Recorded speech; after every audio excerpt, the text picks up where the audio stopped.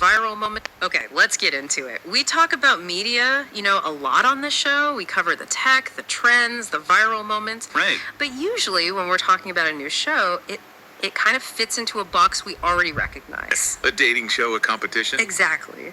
Or a documentary. What we're diving into today, honestly, it feels like it's breaking the mold of everything we thought we knew about reality TV. It really does. It feels less like a TV show and much more like, I don't know, a laboratory experiment. A lab experiment, that's a great way to put it. The sources we have in front of us, they don't even call it a show half the time.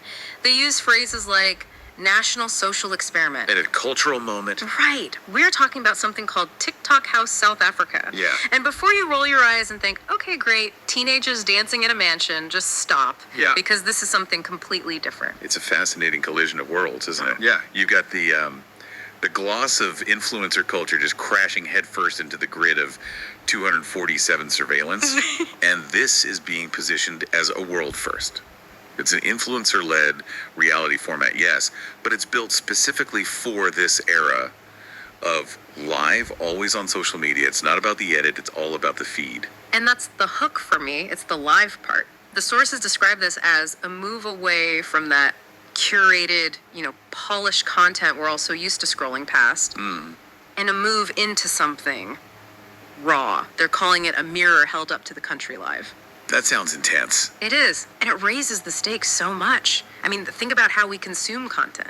You see an Instagram photo, it's been face-tuned. You see a YouTube vlog, it's been jump cut to death to remove any silence. The creator is in total control of the narrative. Totally. This project just dismantles that barrier between traditional fame and digital reality. So the mission of this deep dive really is to answer the central question the show itself is asking.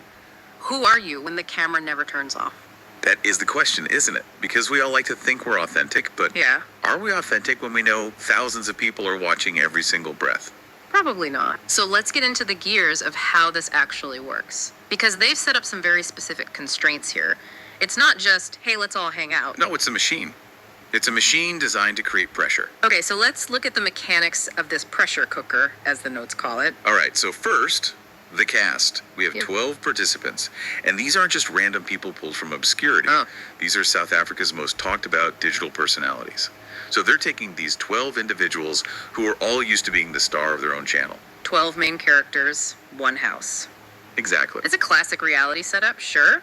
But then you look at the timeline, 21 days, 3 weeks. It sounds short, Yeah. but in this context, it's a marathon. And here's the critical differentiator. 2047 live streaming. That is the game changer. I mean, you think about the reality TV we grew up with, even the so-called live feeds on shows like Big Brother, Yeah, they had delays. they had delays, or they'd cut to a picture of a fish tank if things got too real, or they had hours where nothing was broadcast at all. But the source material here is very clear. This is live streaming in the age of TikTok. Precisely. And the connectivity is different now. Back then, you watched on your TV. Now you're watching on the same device you used to message your friends. The barrier is just gone. Yeah. And if we contrast this with traditional reality TV, the differences are so stark.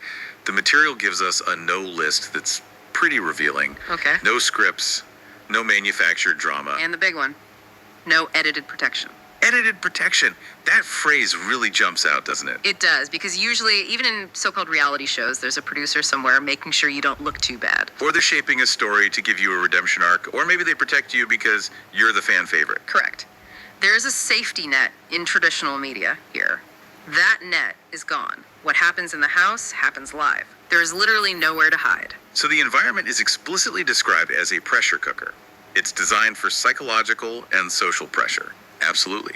These participants have to live without any privacy, they have to compete creatively and socially, and they have to navigate public opinion in real time. That real-time part is what's terrifying to me. Imagine having an argument with your roommate. Right? In real life, or even on a normal show, you'd walk away, cool off, explain your side later in a confessional. Sure. The talking head segment. Here, while you are still yelling, the entire country is weighing in on Twitter. And that leads us right to the role of the audience. Because in this format, the audience isn't just sitting on the couch passively watching. They're part of the ecosystem. Yes. The sources call this interactive reality. It feels like the audience shifts from being viewers to being, well, almost like puppeteers. Puppeteers is a strong word, but it really fits the description. The mechanism of control is significant here.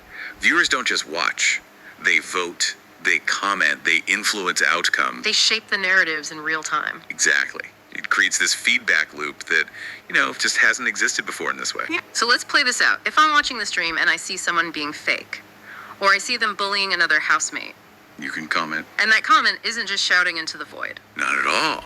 The show lives simultaneously on social media, on live streaming platforms, on digital culture timelines. It eventually becomes broadcast ready episodes, I see. Right, but the engine driving it is that live interaction. And the participants know this.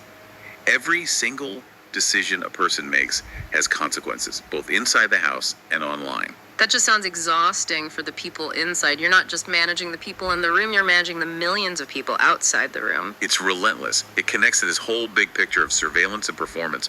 The subjects know they're being judged instantly. There's no lag time between an action and the reaction. If you